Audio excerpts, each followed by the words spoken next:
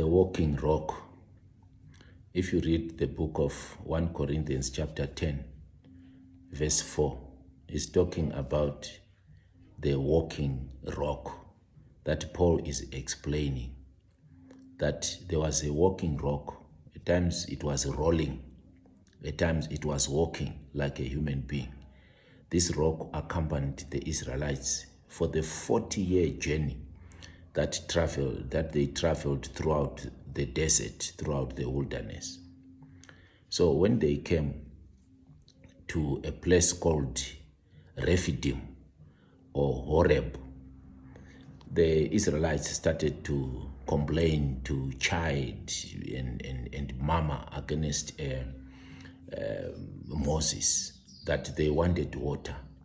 They didn't have water. Remember, there was no water, there was no food, and at times God could provide for them a manna from heaven, prepared food, baked in heaven, and providing for them.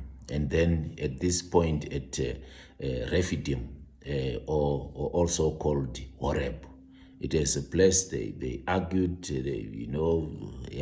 So God told Moses to strike that rock that was walking once.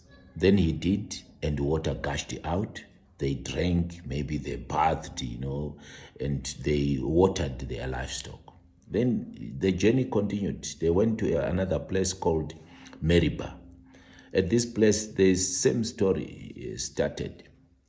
You can check these stories from Exodus chapter 17 and Numbers chapter 20.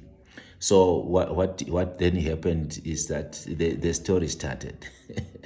And, they almost stoned Moses that we want water. And God commanded Moses and Aaron to talk to the rock, the same rock, to talk to it, using maybe the staff that Moses had, maybe to point at the rock and command it to bring water. For example, just to say, rock, bring water out. Water come out of this rock, something like that, to command. But they did not command. Because of anger and frustration, Moses had to strike the rock, not once like at Rephidim or Horeb, but twice. So because of that, that's why Moses did not get into Canaan. And this rock was Jesus Christ. God bless you.